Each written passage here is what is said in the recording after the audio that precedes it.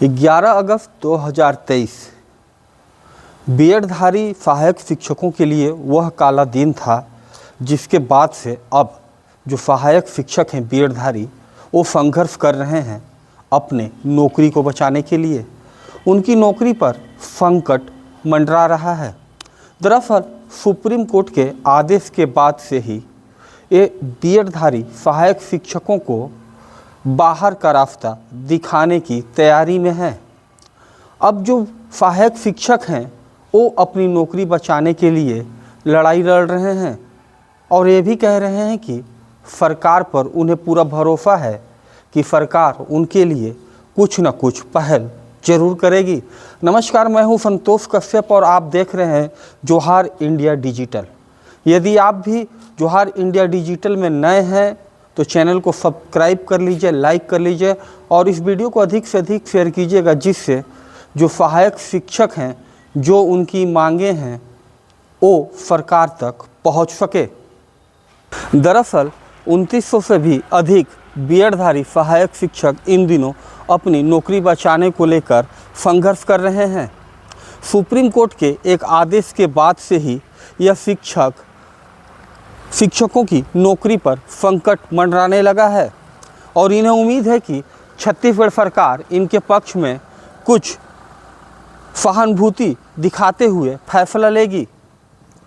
लेकिन अब तक ऐसा देखने को सरकार की ओर से कोई भी पहल देखने को नहीं मिला है। लेकिन जो सहायक शिक्षक हैं अब वो अपनी अंतिम लड़ाई लड़ रहे हैं। अंबिकापुर से सैकड़ों की संख्या में बीएडधारी सहायक शिक्षक अंबिकापुर से रायपुर की ओर कूच किए हैं और मुख्यमंत्री से मिलकर वो अपनी बातों को रखेंगे। लेकिन इस पर सरकार का क्या फैसला होगा यह अभी कह पाना मुश्किल है।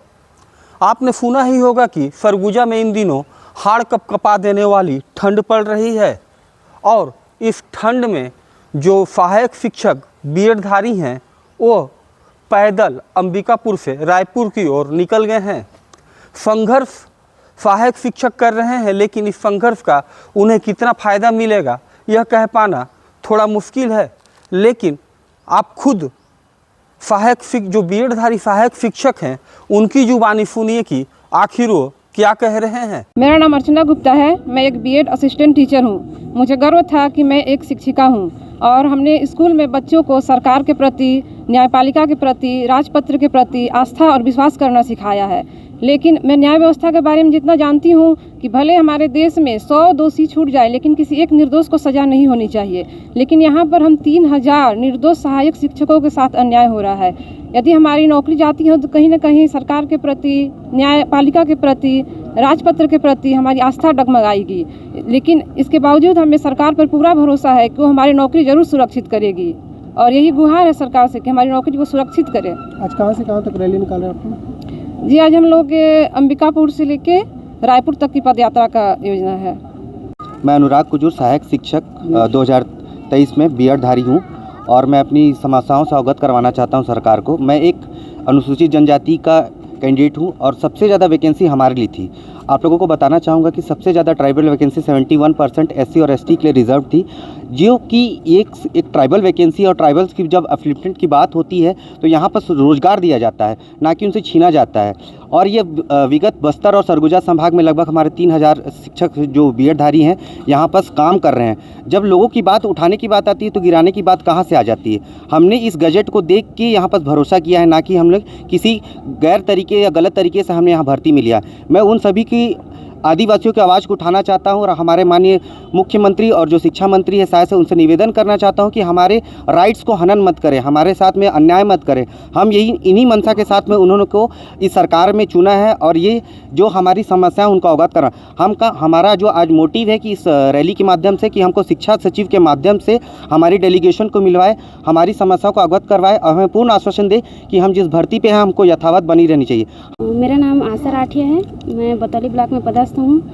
मैं बताना चाहूँगी कि जहाँ मेरा पोस्टिंग है वो 11 किलोमीटर पहाड़ के ऊपर है। इतना ठंड है। जब मेरा पोस्टिंग हुआ था मेरा बाबू 5 महीने का था और 5 महीने के बच्चे को मैं लेकर ड्यूटी कर रही थी। कोई नहीं जानता कि मैं कैसे ड्यूटी करी हूँ। मैंने इससे पहले सुपरवाइज़र का पेपर भी क्लियर किया था, उसका भी मेरा ज्वाइनिंग लेटर आ गया था, लेकिन मेरा ज्वाइनिंग होने के बावजूद मैं उसमें नहीं जाना चाहती थी, इसलिए मैं नहीं गई। लेकिन आज मेरा परिस्थिति ऐसा है कि मुझे इस जॉब से निकाला जा रहा है। मेरे जैसे बहुत सारे ऐसे परिवार हैं जो बच्चे लेकर पेपर दिए हैं और इस जॉब में लगे हैं, आज उनको निकाला जाएगा। सोच के भी कैसा डर जैसा माहौल आज दिमाग में बैठ जा रहा है कि निकालने के बाद हम लोग वापस कैसे जाएंगे। तो आपने देखा कि जो ये सैकड़ों की संख्या में बीएडधारी सहायक शिक्षक हैं, इनमें कई ऐसी महिलाएं भी हैं, कई ऐसे दिव्यांग भी हैं जो रायपुर पैदल ही निकल पड़े हैं। लेकिन सवाल यह है कि क्या इनकी आवाज़ सरकार के कानों तक पहुंचेगी? क्या छत्तीसगढ़ सरकार इन सहायक शिक्षकों के पक्ष में कोई फैसला लेगा? क्या ये सहायक शिक्षक जो अपनी अंतिम लड़ाई लड़ रहे हैं, इनमें इनको क्या जीत मिलेगी? मुझे लगा ये बहुत ही महत्वपूर्ण विषय है और आपसे इस महत्वपूर्ण विषय पे बात होनी चाहिए। सहायक शिक्षकों जो 2900 जो सहायक शिक्षक हैं, अगर हम उनके पीछे की अगर बात करें तो लाखों की संख्या में लोग, उनके परिवार सहित जो लोग हैं वो लाखों की संख्या में होंगे। क्या उन लाखों परिवार को सरकार कुछ राहत देगी? क्या सहायक जो शिक्षक हैं उनके पक्ष में कुछ महत्वपूर्ण फैसला आएगा?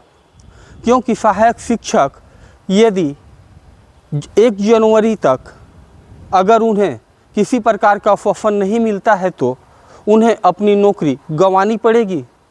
ऐसे में ये सहायक शिक्षक आखिर कहाँ जाएंगे? बातें महत्वपूर्ण थी, सोचा आप लोगों से चर्चा करूं इस विषय पर। और आपको भी लगता है कि सहायक शिक्षकों की मांग वाजिब है, उन्हें सरकार के द्वारा संवेदनशीलता दिखाते हुए कोई ना कोई विकल्प निकालना चाहिए, तो आप इस वीडियो को ज़्यादा से ज़्यादा शेयर करें, कमेंट करें। और सहायक शिक्षकों के, अगर आप चाहते हैं सहायक शिक्षक फिर से सर्विस में बहाल रह सकें, तो इनके पक्ष पे आप कमेंट भी कर सकते हैं। तो मुझे आज बस यहीं तक, आज मुझे दीजिए इजाज़त, फिर कल मिलेंगे किसी नए विषय के साथ। तब तक के लिए नमस्कार।